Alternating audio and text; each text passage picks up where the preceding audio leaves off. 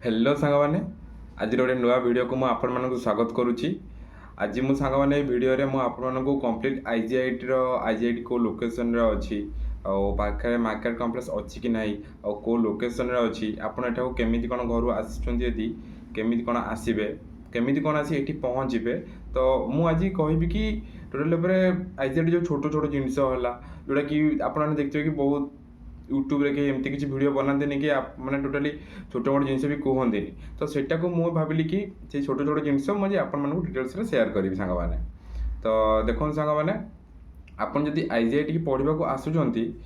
ताहले कहबा गले कि आपन जदि भुवनेश्वर कटक भली स्मार्ट सिटी रहउचंती देन आपन मानकु टिके डिफिकल्ट हे पारे कौन पे ना आपन माने जो आम कॉलेज को आसुचंती आईजीआईटी सरांगु ता गोटे रिमोट प्लेस रे अछि माने कहबा गले कि पाखरे किछि एते मार्केट कॉम्प्लेक्स नाही जेतिकी अछि छोटो मोटो दुकान अछि आपण एमिति न कि रहि परिबेनी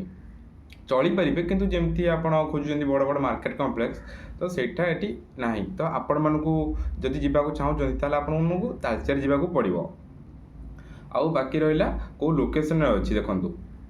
आमर जो आईजीआईटी सरांगटा ढेंकानाल डिस्ट्रिक्ट अच्छी किंतु ढेंकानाल लास्ट को अच्छी कहवा गले कि तालचेर पाख आउ अनुगुल पाख अच्छी तालचेर एठू पड़ो 10 किलोमीटर अनुगुल पड़ो 15 ରୁ 20 किलोमीटर पड़ज।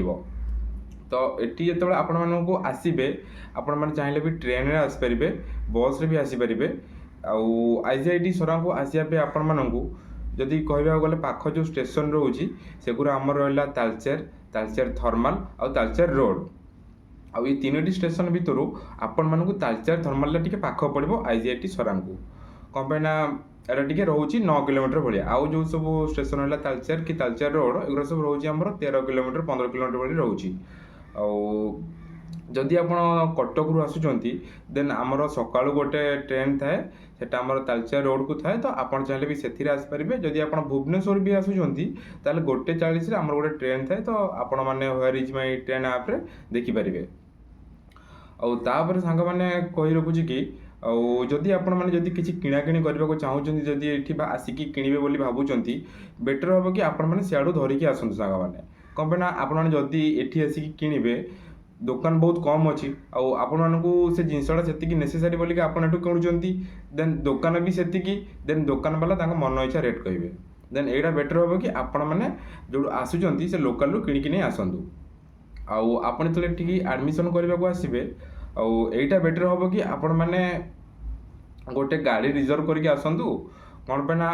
आपण मानकर आडमिशन स्टार्टिंग हो जाऊँगी 8:30 तो आपन जदि ट्रेन बस रे आसबे तो एठी आसिकी आपण मानक पहुँचु मिनिमम 11टा हो तो 11 ରୁ 12ଟା खाली आपण रिपोर्टिंग करेंगे से भी पिला मानकर लंबा लाइन लगी तापर 12टा ରୁ 1 एमती रोचे लंच ब्रेक तापर सेकेंड हाफ रे पुणी स्टार्ट हे तो आपण मानकर पुणी आडमिशन करके तो रहीबार नहीं तो पुणी घर को भी जीवार अच्छी ना तो से जदि आप गोटे गाड़ी रिजर्व करके आसुचंती सकाल सकाल बाहरी आसिले बेला बेली आडमिशन करदेले देन पुणी सेकेंड हाफ रे खाई आपण घर को रिटर्न करेंगे तो यहाँ आपण मान बहुत बेटर हम। आउ जदि कथा रहा कि कॉलेज यूनिफॉर्म कथा तो आपण मैंने देखु कि साइड रे आमर कॉलेज पाखापाखि बहुत दुकान अच्छी जो मैंने कि कपड़ा बिकुंट तो आपण मैंने जाइए निजे देखिकी भल कपड़ाटी किणतु आमती लोक एमती बहुत बाहर एमती बिकुवे तो से किणतुनि मैंने बहुत रेट कहे आ बहुत लो क्वालिटी कपड़ा बिक्री करेंगे तो आपण मैंने दुकान को जाइए भलसे देखु किणतु तापरे आपण एठी जदि सिलाई करने देवे तो सेमाने अधिक रेट कहे आपण मैंने कपड़ा नहीं जातु एवं तो किसी दरकार भी नहीं माने अर्जेंट दरकार नहीं कि सिलाई करेंगे काली दरकार अच्छी तो आपण मैंने कपड़ा घर को नहीं जाए तो सियाड़ू सिलाई करके जो दिन कॉलेज को आसबे माने आपण मानकर क्लास स्टार्ट हम कि आपण मानकर कॉलेज जो स्टार्ट हम से आसला आपण मैंने आणिकी आसबे सांगे तो सांग मैंने आपण मानकर जितेबाला आडमिशन प्रोसेस शेष हो सारूची